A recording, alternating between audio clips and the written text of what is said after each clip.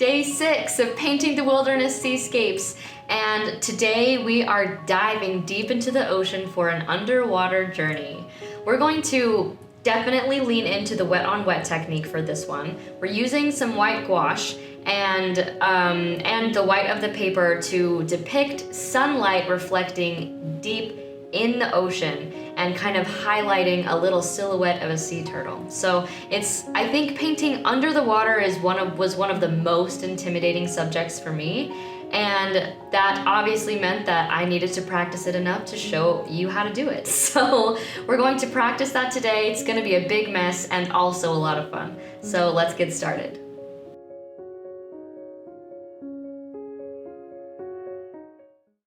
All right, let's get started. For day 6, we are going on an underwater adventure, and I am really so excited about this one because it is a really cool effect that feels impossible, but actually it's not. So I am excited to jump in, and I'm excited to focus on wet technique and focusing on giving yourself space to take a step back and to breathe and to realize that not being in control is actually working in your favor for this one. All right. So something that we are really going to focus on is water control. We are going to focus on slow, deliberate strokes in order to push away pigment, in order to preserve white space, but also we're just focusing on having fun. Okay. So we're going to start with the wet on wet technique, like we pretty much always do, getting the whole paper wet. And then with some Prussian blue, I'm going to start creating a gradient where it's darker at the bottom and lighter at the top. But it's not going to be a flat, like a straightforward gradient. I'm making a circle kind of off to the side a little bit there. And that circle is where I'm going to try to keep the space light or white as much as possible. That's because that is where the turtle is going to be, right? That's where like the beam of sunlight is going to kind of highlight the silhouette of the turtle. And in order to allow for the kind of painting we want to have the turtle highlighted, we need to keep that space light. If we didn't keep that space light, then we would need to use masking fluid.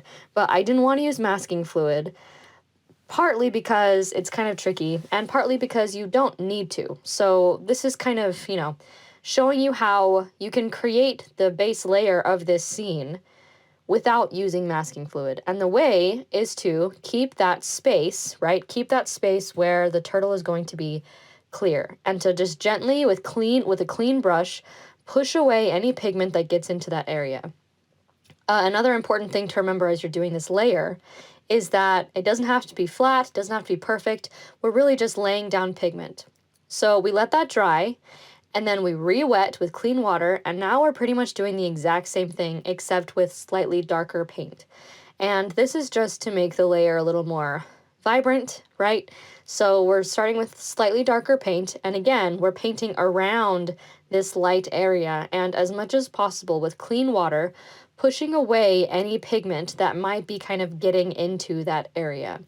Again, this doesn't have to be perfect. It's okay if some of the pigment kind of gets in there, but we're just trying our best. Another thing to keep in mind is that we're trying to keep that top third of the painting pretty clear because we're going to do something with that, right? We're going to create like ripples and waves. So it's okay if it's like a light blue, but for the most part, we want to keep it pretty clear. So we're keeping the very dark blues, and I added Payne's gray at the bottom there. We're keeping our very dark blues at the bottom, and then kind of gradually getting lighter while at the same time, allowing the imperfection of keeping that space white to exist. So it's okay that it's imperfect. It's okay that it's super messy. The most important thing is that the bottom is darker, that space down toward the bottom right is lighter so that we can paint the turtle. And then in this layer, in this kind of like final base layer, we're going to start creating the waves. So you can take a little bit of the Payne's gray and just paint like a little loose zigzag in the water going up. That's not super important. We're going to paint more waves in the next layers. but you know, that's a choice that I made. It's pretty light.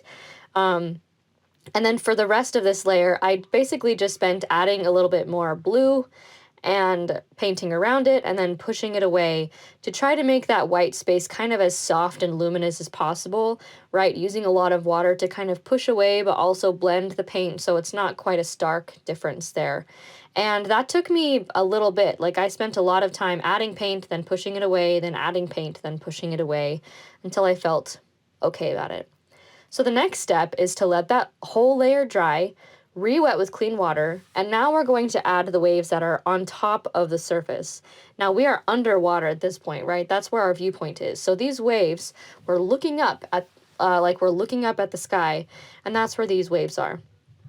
And so what we're doing is painting kind of like loose zigzags, kind of wavy stripes in a very gentle movement along the top, that top third that we were trying to keep clear. And I'm using Payne's Gray, actually not Payne's Gray, I'm using Prussian Blue, and I am alternating between laying down paint in those loose strokes and then using a thirsty brush. So using a clean, damp brush to kind of smooth out the edges and kind of blend in the strokes. This is messy, this is loose, this is going to feel really uncomfortable because we're using the wet on wet technique here, right? So if you find that your paint is going all over the place, it's probably because your paper is too wet. So we do want to wait for our paper to be slightly less wet so that when we put down our strokes, then the strokes are actually still visible, right? And the most important thing, though, we don't want necessarily to have there be very clear waves. The most important thing is to have both light spaces and dark spaces, and for there to be some kind of movement. Now, I initially was thinking, oh, maybe I'm going to have like a sun in that top left-hand corner kind of peeking through. Then I decided that's going to be too hard. It's not really worth it. And so most of the rest of this layer for me is just adding paint, taking it away, adding paint, taking it away. And then at some point, I feel like I'm finished.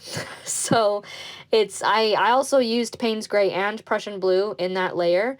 And so you can see it kind of just like looks like a zigzaggy mess, and that's okay. So I let that layer dry. And now I'm gonna do wet on dry layers. So this is kind of to just tighten up the depth, really, to give a little bit of crisp detail on top of the loose wet on wet layers. And we don't need as many of these waves, but I'm basically doing the same thing, is where I'm adding strokes, just kind of loose, gentle strokes on top of it. If you want a shape to keep in mind, try imagining you're painting an eye, like a very long, elongated eye, but over and over and over again. That's kind of the shape of waves that I'm going for when I'm adding these wet on dry strokes. And remember that the point of these is just to add a little bit more depth. It's just to add a little bit more contrast. And when we add the white gouache, which will happen very soon, it will kind of tighten things up. So I let that layer of waves dry, and now I'm re-wetting the whole thing with water. Because I've added so much paint, there's a decent chance that where the waves are darkest, some of the pigment might reactivate slightly, and that's okay. So just be aware of that. With this layer, what we're going to do is, because I want there to be kind of sunbeams in the water, I need the water to be a little bit darker. And so that's why I re-wet the whole thing. And I used Prussian Blue to kind of make that area darker so that while it's still wet, I can use a thirsty brush to lift some of the pigment and use white space to create the sunbeams that I want. So I'm using a thirsty brush. I can also use not even a thirsty brush, right? I can also use a clean brush. This is a size 6, a clean brush with water on it. And by brushing with water instead of paint, the water is pushing away the paint to kind of, reveal the lighter layer underneath. So the whole point of me putting this blue layer of Prussian Blue with the wet on wet technique while still leaving that white spot open is so that I can create the effect of sunbeams in the water. So I can lift and push away the paint while it's still wet so that it reveals the lighter layer underneath. That's the whole point. I recommend doing this way first. We are going to emphasize the sunbeams more with gouache soon, very shortly. But especially if you don't have gouache, this is a way that you can kind of achieve that effect without it. So you don't need white gouache to get those sunbeams, but as you will see very shortly, adding the white gouache on top of it is going to make a bit of a difference, is going to just add a little bit more depth to it. And so that's kind of the goal here. So I painted those sunbeams with just, using a thirsty brush, just pushing away the pigment to reveal the lighter layer underneath. And now I'm re-wetting with clean water so that I can use the wet on wet technique with white gouache now. And I'm going to use the white gouache to create more of these sunbeams. And I'm going to create the sunbeams in kind of two layers, two different spots. The first spot where I'm going to paint the sunbeams is going to be like at the bottom of the waves, kind of close to where we were already painting the sunbeams, right? Like at the bottom part of the top third of the paper. That's the first place where I'm going to put the sunbeams. And so I'm squeezing some gouache right out of a tube, and I am just kind of getting a tiny bit of water onto it. And then with my brush, I'm just kind of flicking down with the paste right on this wet layer, right? So I re-wet this layer so that we're using the wet on wet technique. And I'm just using the gouache right in the wet layer to kind of push down. And I did want to, just kind of blend in some of that white a little bit. If you're using bleed-proof white, I'm not right now, but if you're using bleed-proof white, it's going to be a little bit more opaque. So just keep that in mind. It does have a slightly different effect. So that's the first layer. Next, I'm going to splatter on some white gouache while it's still wet, because then the white gouache is kind of going to, it's not going to create very stark dots, and that's what we want. We want it to look almost like bubbles, kind of in the water. And then the next place that we are going to add the white gouache is on top of the waves. So that's like on top of, or even kind of like throughout and in the middle of the waves. Basically, we're trying to make it look like sunlight is streaming through different parts of the water. And by having the sunlight stream through these different layers of these waves that we've created, that's what it's going to do, right? It's kind of giving the effect that there are different places throughout the water that the sunlight is streaming through, and that will kind of help us to create depth here. So I let this whole layer dry, and as you can see, after it dried, the white gouache, dried a lot. It's not nearly as opaque as it was, and that's okay. If I had used Dr. P.H. Martin's bleed-proof white, it might have stayed a little more opaque, but it's okay because we actually do want this to be quite delicate, right? We don't want it to be like a stark pillar of light. We mostly just want it to look like subtle sunbeams cutting into the ocean. So now for our new friend, full disclosure, I don't paint animals very often. I don't really know why that is. They just has never really been my thing. But I have gotten okay at outlining. So we don't need this to be perfect, right? What we're painting right now, this turtle, because we're painting a sea turtle, we're painting the silhouette of a sea turtle mostly. We're trying to just kind of outline in a very, very light paint the outline of the sea turtle, specifically so that we can go back with darker paint. And while we're using the darker paint, intentionally leave behind light spaces to act as like a highlight where the ocean, where the sunbeams are, kind of lighting that area of the turtle. So this is why specifically we left that part of the ocean white, so that it can look like the sunlight is kind of lighting up that part of the ocean, but also so that we can kind of use this technique to paint the turtle. And specifically it's helpful if you don't have white gouache. If you do have white gouache, then as an added benefit, like an added thing you can do, is to, once you've painted the turtle, once you've kind of painted the silhouette and left behind, the white space in reserve to kind of act as the highlighted areas, you can add white gouache on top of it. And we're just choosing one side, so I chose the left side to add just like a strip of light along the left side of the shell and the head, and to just kind of like, we're choosing one side where the sunlight is reflecting on top of it so that the other side is cast in shadow. And then I added just a little bit darker paint along the turtle just as a contrast. So that's it. That's the whole thing.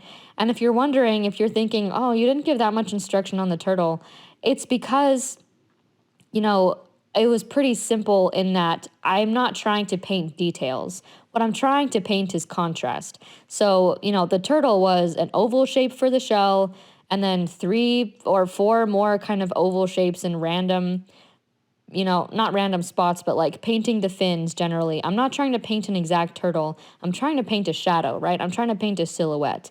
And then the highlights on top of it are really the thing that I was wanting to capture for you because, we're trying to reflect light in the middle of the ocean.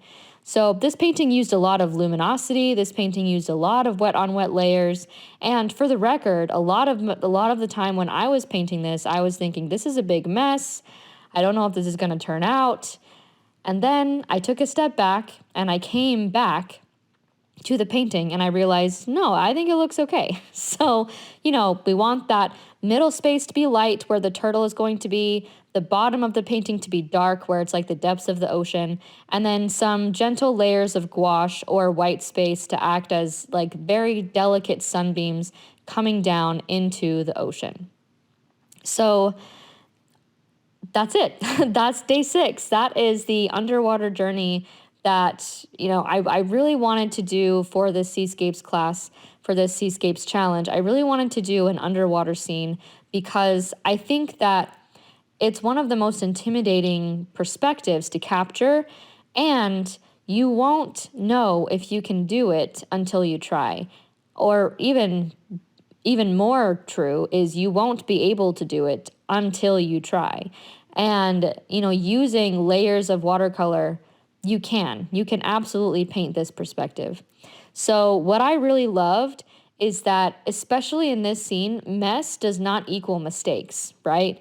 I also really loved that I loved the sunbeams in the water, and I loved the subtle gradient where it's very dark and at the bottom and then it gets lighter at the top, and I loved all of the light dancing in between the layers.